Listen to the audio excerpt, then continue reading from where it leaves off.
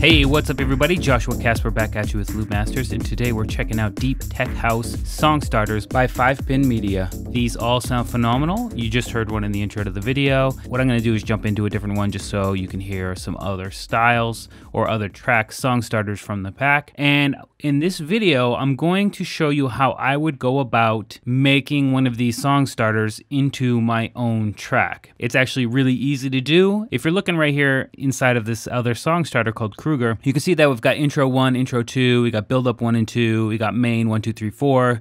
So this is going to be like the beefy part of the track or the drop. And then we have 4 different styles breakdowns here. So what I would do right off the bat, is first preview the track.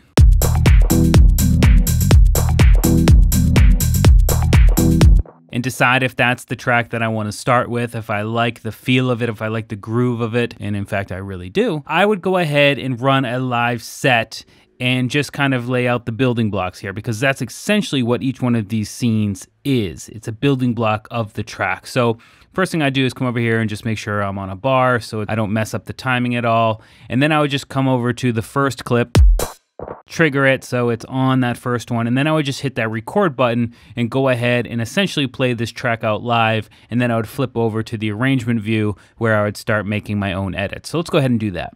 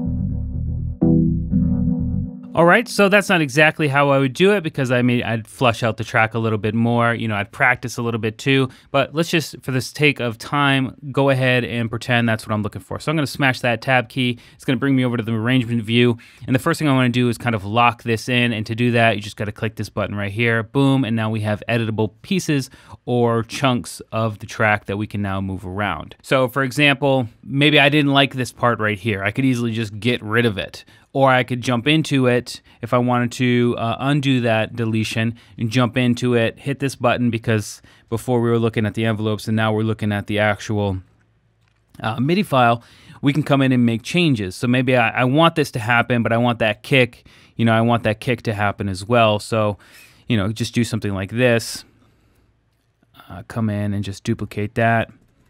And now the kick will remain.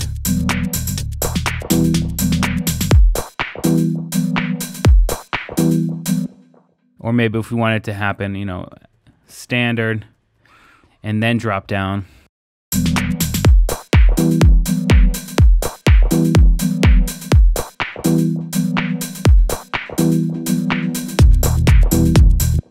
Things of that nature. That's how easy it is. I can come in and because it's all done in MIDI, it's very easy to change and get things cooking. Now we can also come into something like the bass line here. Let's solo that down. Come over here, Control L to loop that section.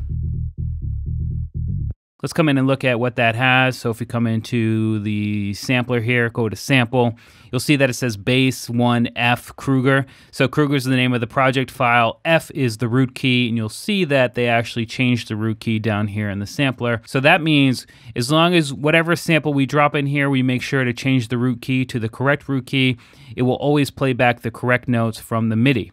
And that is sweet. So let's just come into a different track and see these samples and see if we don't have another bass. So here, we've got bass F here. Now it does say A sharp 1 because that's the slot of the drum rack it's actually contained in, so don't be confused by that. This is actually an F note. So if I drop that in here, I actually don't need to change anything because it's still F, the root key is on F, and it should play back in key of the track.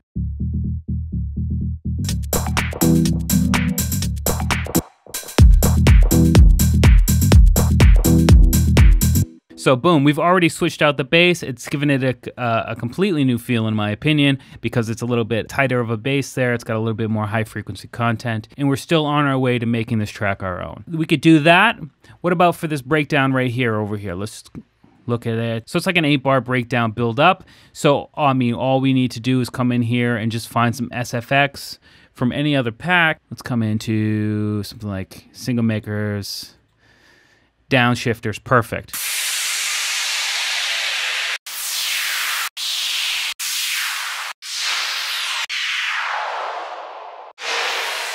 So something like that, just drag it into the file or into the project, maybe pull it over a little bit, drop it way down.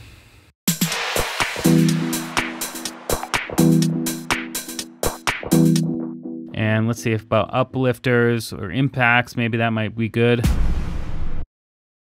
Boom. Oh, I like that one better for this style of track.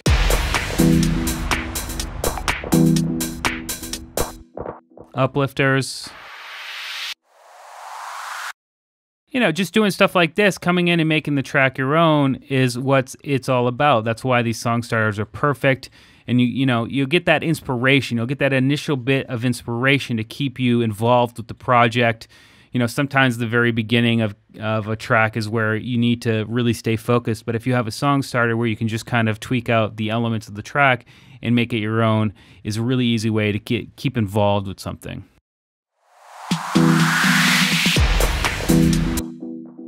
So something like that. And we might just duplicate this over to here.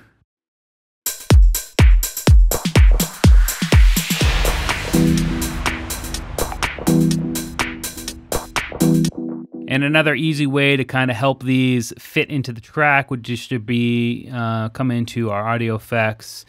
Let's find the echo, maybe vintage delay, a bit tipsy, put that on there. That return track, come into reverb. You know, I don't know what this is. It's a preset I made a long time ago. Turn that dry wet all the way up to 100%. And then, maybe we can even just, for the sake again of time, group it and then send it a bunch over there.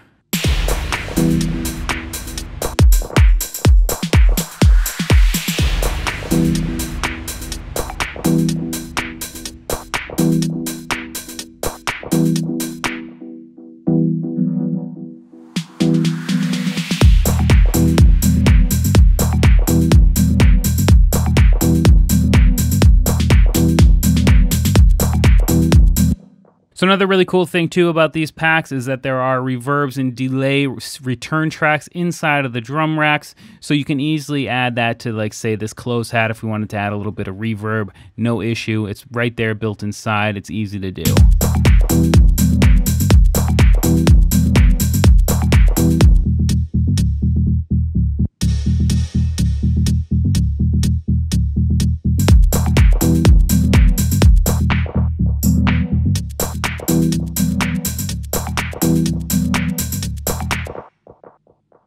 Okay, so I mean, that's a quick look at how you get in and start editing these song starters by 5-Pin Audio. Obviously, I was going very quickly and you'd have to spend some time with it, but just having that inspiration in your face right out of the gate is definitely a plus. Each one of those song starters inside of this pack sound phenomenal. I'll just jump in and show you one more. This is one other song starter from the pack.